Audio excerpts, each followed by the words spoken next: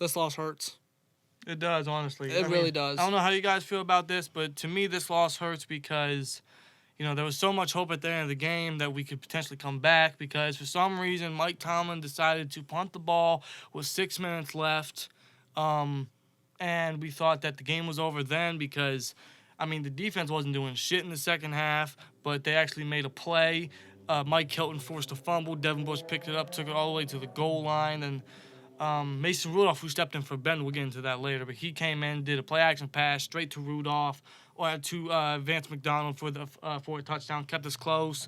We were hoping the defense would have given us one more chance to potentially win the game or score or whatever. Yeah, there was some hope there, but defense just didn't do their job. Exactly. Defense let us down.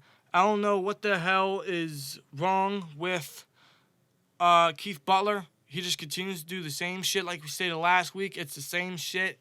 He did not. Now, I understand the players on offense and defense. They all need to execute. I understand. But it doesn't help when the entire coaching staff is doing the same shit. It's like schematically, there's no change. There's no creativity, honestly. There's no passion. There's no... I don't know what word... Yeah, pretty much There's no effort. There's no care. They just go out there and just play terrible football. They didn't play completely terribly, but they didn't do enough to win. Yeah. They didn't. And the Seahawks, they definitely did enough to win. They were honestly the better team today, no doubt. And there were just a few mistakes that we made that honestly we should have avoided to try to win the game. Penalties definitely hurt us, honestly. There were a few penalties. I know there was a penalty on the one touchdown that Mark Barron returned for a touchdown, but Sean Davis, like a fucking dumbass, did an unnecessary legal block in the back when Mark Barron already had the damn touchdown. But no, let's have Sean Davis do a goddamn illegal block in the back when there's no fucking need to. It's just unnecessary. Just no fucking need.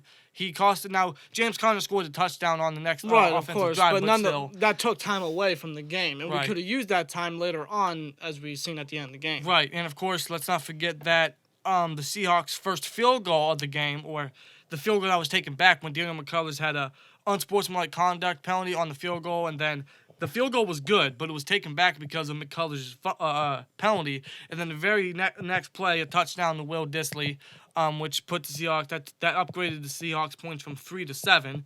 So imagine if we didn't have no penalty there, and then of course the penalty that we had from I can't remember who it was. I know Juju got the first down. I think it was Vance McDonald who got a holding penalty or a pass interference penalty or something. But it was a first down on a 3rd and short that it was a very good drive that we were having. And Juju got a first down, but Vance McDonald had a pass interference penalty. And that first down was taken back, and we eventually had to punt and everything. Yeah, we just lost momentum on that drive. And let's not forget the pass interference penalty on Terrell Edmonds, which Pete Carroll did challenge because a flag wasn't thrown before then. So, of course, he used this new challenge rule. Which is bullshit because why the fuck are you going to give... I don't mean to cut you off, but why are you going to give more power to the refs? You're telling me that the refs have... Like they already had enough power. It's not like Jesus Christ. And now they get to completely decide... Who gets to win the game now? Exactly. So if they didn't throw a flag on that time, then the coach can clearly challenge it now, and then the ref can be like, oh, you know what? We want this team to win now, so we're gonna actually call this a pass interference. It's fucking stupid. It is fucking stupid. And that was not pass interference. Sorry, it wasn't. And no, motherfuckers, we're not saying this cost us the goddamn game. No, what we are saying is that these refs don't know what the fuck a penalty is. Seriously, and that this actual, rule change is ridiculous, but that's another subject. But nonetheless, that cost us there. That hurt us there. That was a miscue, and it led to a Seattle touchdown. Right. Penalties hurt us. This team is still undisciplined. This team still creates unnecessary penalties. Sean Davis and Daniel McCullers are two great examples. Davis didn't have to do the illegal block in the back. McCullers didn't have to flop on the fucking long snapper and shit. It's just unnecessary. These penalties hurt us in this game. It clearly showed. Yeah, but that was not the only thing, man. The offense, we'll get into the offense first. The offense, in the first half, the Steelers' offense didn't do shit. They were quiet. They were weak. They were... non-existent. Exactly. Until that fumble recovery by Mark Barron, and then we got a touchdown from James Conner. Right, which was great. So that was a great opening, but after that, they were non-existent for the rest of the first half. Yeah, I don't know what is with this offense. I know, and trust me, there's going to be a ton of people saying...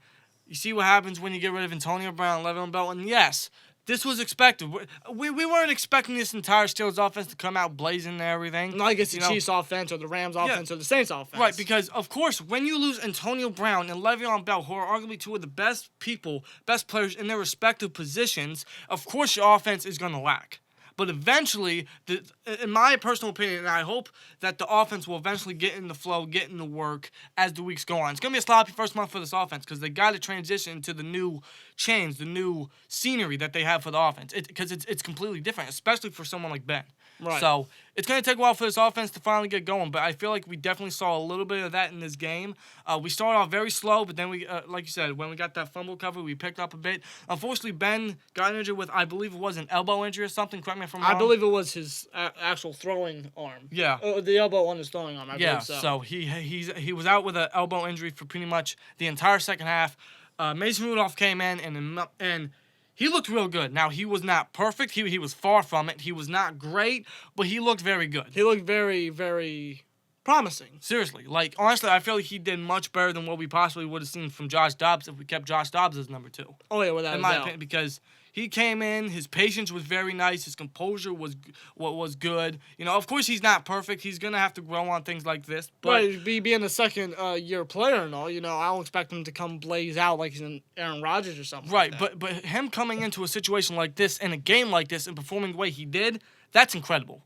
And I give Mason Rudolph a round of applause for stepping up big time, keeping us in the game. Although we didn't win it, he kept us in the game. He made some great plays. There were a few times where his throws were questionable and everything. There was a few miscommunication. Of course, he was not perfect, but other than that, he looked real good. His composure was nice. His patience was nice. His accuracy was good. He threw an interception, but that's not his fault because fucking Dante Moncrief. No. It's Dante Concrete because he got fucking concrete hands. Seriously. He is fucking this motherfucker. Catch the fucking ball. Seriously. Dante Concrete. That's going to be your new name for Pittsburgh. Seriously. It was literally Put that on a t-shirt. Throw. Yeah, seriously. it was the perfect throw in your hand, and it just bounced off and it got intercepted by Bradley McDougald. Exactly. Like that was not. It was a 3rd and long. It was a perfect throw, perfect dot for Mason Rudolph. It would have been a first down. You had both feet in bounds. The defender was like 5 feet away from you, but no. It just bounced off your goddamn hands. At this point, I want Rodgers back. I want Eli Rodgers back. Can we cut this motherfucker? And I agree. Like what? Dante Moncrief is so fucking trash. Get rid of him. Oh my God. I don't care if he's got a broken index finger. I don't care if he's got a dislocated. I don't care. You're a goddamn receiver. You're getting paid millions. You need to catch the freaking ball. Seriously. Like. And if you can't do that, you need to get the heck off this team. Seriously. He gets paid to catch the fucking ball, seriously, and he's done nothing. But he has 3 catches his entire this season so far. He has 3 catches for 7 yards. That was all of last week. He has 5 drops. He dropped more passes than catches so far this season. And he's supposed to be our number 2. That's pathetic. If I'm Pittsburgh Steelers, if I'm Mike Tomlin, if I'm Art Rooney II, if I'm Kevin Colbert, I'm going up to his goddamn locker room or whatever. I'm going up to his locker. I'm going up to him I'm calling him in the office or whatever. And what I'm doing is I'm not giving him the fucking game check. In fact, what I'm doing is I'm ripping that motherfucker up right in front of him, and instead of the game check, he's getting a goddamn pink slip. Get rid of this motherfucker. 5 drops in 2 games, a perfect dot from Rudolph, and you drop it on a 3rd and long and fuck us up, which I believe the Seahawks responded with a touchdown. Which they did. Oh my God. And the Steelers continue to trust this guy? After 4 drops last week against the Patriots, you continue to play him? Yeah, you got a guy like James Washington that's fucking just waiting for an opportunity, yet you don't give him the fucking chance. Same thing with Deontay Johnson, who had an incredible one-handed catch on the right side of the ball in the 3rd quarter. So, like, Moncrief needs to get off this team. Seriously. I don't care if it's just 2 games. I don't care if he rebounds. I don't care. He needs to get off. Seriously. Cut this motherfucker now. I would rather take Ronnie Lott and his I would take Ronnie Lott and his amputated pinky finger than fucking Dante Moncrief. I'd rather take he doesn't even play wide receiver. No, he don't. I'd rather take a fucking guy that has no fingers at all. Matter of fact, you know that fucking player from the baseball player from Family Guy, you know, the no arms guy? I'd rather trust him at wide receiver than Dante Moncrief. I'd rather trust Lamas Swede. I'm dead serious. Lamas Swede than Moncrief. Seriously, I completely agree. Moncrief is trash. You need to cut him now. Send him to Miami. And Yeah, because they want to get they're seeking a first rounder for Mika Fitzpatrick. And obviously, we suck at our secondary. Our secondary is terrible. Our fucking safeties are trash because Sean Davis, exactly, like you said, unnecessary fucking penalty. Him doing nothing but missing tackles and shit all fucking game. Exactly, more Edmonds likely getting burned and shit. Exactly, more likely you're not going to resign the guy after this season. And you're more likely going to spend a first round pick on a safety in next year's upcoming draft. So you might as well trade that first round pick. And I give them Marty Burns, and give them Dante Moncrief because these two have no use on this goddamn team. You get Mika Fitzpatrick, who's still young, still has 4 years left in his contract, and is a massive upgrade to this defense. And would be better than any guy you're gonna draft this upcoming year. But no, that makes too much sense. That's not the Pittsburgh Steelers way. Why don't you go out of your fucking comfort zone just one time? There's clear issues with this fucking defense. But You know what's the Pittsburgh Steelers way? Putting Joe Hayden on fucking James Devlin. A fucking fullback. I guess you can say the standard is the standard, right? Come on, Pittsburgh. Make some fucking moves. Seriously. But other than that, going back to Mason Rudolph, he looked good in this game. He looked real good. He threw 2 touchdowns to Vince McDonald, who had a good game as well. So Rudolph came in for Ben. He relieved Ben and everything. I don't want to say he relieved Ben, but I don't know if Ben's going to play next week against the 49ers. I'm kind of hoping so. But Rudolph coming into this situation in his first game and everything, it looked real good. His first pass was a flea flicker to Juju, who Juju had a pretty decent game as well. And although the ball could have been thrown a little better, but his first completion was a great pass to Juju Smith-Schuster for 45 yards. So Mason Rudolph looked real good in this game. He looks real promising. Seriously, he was not perfect by any means. He was not great, but he was very good. He showed a lot of potential. Yeah, exactly. For a guy that came in unexpectedly, because no one expected Ben to come down. Right. But you never know with Ben, really. Right. But with a guy that came in unexpectedly, he did well. And coming into I don't mean to interrupt you, but he looked very comfortable. He looked fine. He looked smooth, man. Seriously. So I'm loving what I'm seeing for Rudolph, man. He transitioned a lot of promise from preseason into this game. And if we would have gotten the ball one more time, if the defense would have made a play one more time, then who knows? Maybe he would have gotten us a game-winning touchdown, but we'll never know. But other than that, man, Rudolph definitely got his feet wet a little bit, hopefully, and I'm still going to say that he is our future. He looked real good. He's looking very promising. I don't want to jump the gun. I don't want to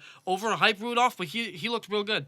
And if Ben ever gets injured again, or he gets an even more severe injury, or however severe this current injury is, or if he just retires out of the blue like Andrew Luck or whatever, then this would be a big opportunity for Mason Rudolph to go out there and shine and show that he can be the future of this Pittsburgh Steelers offense. And today it was. He showed a lot of potential. He's only going to grow. So good shit for Rudolph, man. Seriously. Good shit. For the offense, overall, they didn't really do anything. Receivers, for the most part, just couldn't get open. Receivers dropping passes. And the running game was doing okay, I guess. Yeah, seriously. The offensive line, I mean, they did good, but at the start they seemed a little bruised up. But that's because the Seahawks front seven is stacked and overpowered, honestly. So yeah, that Seattle front seven is no joke. Right, and I honestly feel like we got to start balancing the offense a little more. Fickner, I know you're young. I know young as a coordinator, but I know that you are. I know you like to pass it a lot. I know you're very pass heavy, but you got to start balancing this offense a little more because Benny Snell, who his first carry was 23 yards. And if we just continue to split carries with Snell and Samuels and Connor, I feel like the rushing offense can look real good and balance out the offense. And, especially with Ben's injury, I feel like that's the way to go next week against the Niners. So yeah, seriously. I mean, we ran the ball, 1. We ran the ball 15 times. I don't get why we're running the ball 15 times when you got a great a Pro Bowl running back in James Conner, a versatile guy in Jalen Samuels, and a nice power back in Benny Snell. So, you got to run the ball. You got to utilize that rushing game, especially if Ben's going to be out. You don't want to have Rudolph have to throw the ball all the time. Right. I don't think that would. That's not good for his young career, So you got to balance this offense. You got to run the ball more seriously. And we complained about this last year. You got to do it. Yeah. How are they supposed to do anything in a rushing game if you don't give them the chance? Exactly. Come on. We got to see that shit next week. Honestly, with Ben's injury, whether he plays or not, I'm sure he's going to play. I don't think it's going to be too severe. Him sitting out, I don't know if that was just precautious or if he was severely injured. I don't know. I don't know the severity of it. We'll find out as the week goes by. But with Ben's injury, I think we definitely got to rely on the rushing game next week. We got to adjust on the offense and bounce out a little more. And that offense didn't do too bad. They definitely have to make more plays. They definitely got to strike faster. I'm tired of this 3-and-out bullshit. Again, it's going to be a sloppy first month for the offense because with AB and Bell out, of course, it's going to be a completely different look for the offense. So hopefully within the next few weeks, we'll start getting in the groove of the offense and everything. Hopefully, the coaching starts to step up. The defense, I mean, early they look. I mean, for the front seven, they looked real good. They were containing Russell Wilson. They were applying pressure. Tua got 2 straight sacks. T.J. Watt got a sack. Man, like it was some good shit. Like, I was getting hyped. This pass rush was stepping up. The front seven was stepping up, containing the rushing game for the most part. Seriously, they were making turnovers, especially in the first half. Seriously, but... The first half basically shut down Russell Wilson. Exactly. But then the second half came, and the defense went away. Yeah, it's like they gave up. You know, I don't want to say that, but it seemed like most of them, it seemed like they were gassed. Like... I don't think they sacked Russell Wilson one time in the second half. Yeah. Not that I can remember. And we can't have that. Yeah, we had 4 sacks in the first half, but we had none in the second. I think that's an issue. I mean, credit for the Seahawks for adjusting and protecting Wilson and making plays and scoring and winning this game. Well, because, and shit, with Russell Wilson in there, that's going to be challenging to do. But that's when we got to do the same thing. And, of course, Butler ain't doing shit. Inconsistent. Keith Butler adjusting his defense is unheard of, honestly. It's never going to happen. Unfortunately. Butler needs to fucking go because, I mean, what was it? It was a 3rd and 14 or some shit. I think I know what play you're talking about. Yeah, it was the play that Russell Wilson got before they made the 4th and 1 conversion that pretty much closed the game out. It was a 3rd and 14. You put man coverage and everything, but you don't contain Wilson. You don't put a spy on him. I mean, Wilson is sneaky. He's innovative. When he sees an open spot, when he sees an open hole, he's gonna take it. Seriously. I mean, he's not. He doesn't run the ball as much as he used to. Yeah. But when it comes to the game on line, he'll do anything to win. And he just had a big ass gap right in the middle that pretty much sealed the game. Yeah, there was no quarterback spy. There was nobody there. Yeah, and Bud Dupree missed the goddamn shoestring tackle and shit. So, I mean, plus the tackling overall by the defense was, here and there, but it was the usual bullshit. Devin Bush honestly had a pretty sloppy game. He had a nice turnover, pick up the fumble and everything, got us at the 1-yard line. That gave Rudolph the touchdown, the Vance and everything. But other than that, Bush honestly didn't do much in this game. And with Williams going out with, I think, what was a neck injury. Bush came in, obviously, and as a rookie, I don't expect him to blast off. But, I mean, he didn't have a terrible game. But I feel like his size definitely got to him when it came to covering Will Dissly, who... Yeah, that touchdown pass to Will Dissly definitely affected Bush's size. And that's the thing that's going to hurt Bush. But I think, as he goes on with his NFL career, he's going to adjust to that. I hope so. Yes. But we'll see what happens, man. But Steelers lose 28-26. We fall to 0-2. Yeah, first time 0-2 since 2013, man. We needed this win. We did. And honestly, it sucks we didn't get it. Hopefully Ben's injury isn't too severe. Hopefully we see him next week against the Niners and everything. And like we said, hopefully we just balance out the offense a little more and depend on the rushing game a little more next week. And the defense, man. Well, first of all, the offense just got to continue. Like they got to step up. They got to make plays because for the majority of the first half, they were non-existent. It was throwing out, and fucking punts. I understand you don't have Antonio Brown, Le'Veon Bell, but that doesn't mean you don't have to not do shit. Yeah, that doesn't. You gotta get down the field. You gotta make plays. You gotta score. At least we fucking scored in this game. I'll give him that. Right. But again, you gotta do something. Exactly. And you didn't. But again, for the most part. Again, it's gonna be a sloppy first month. Hopefully, this offense will get back. Will start getting in the groove as the weeks progress, as well as the defense, man. And I will say, with Mason Rudolph in there, the offense played a lot better. Yeah, they striked a little more. Than what Ben did. Now I don't think that's saying much, but that's something. I don't know if that. I mean, it had to be Fickner.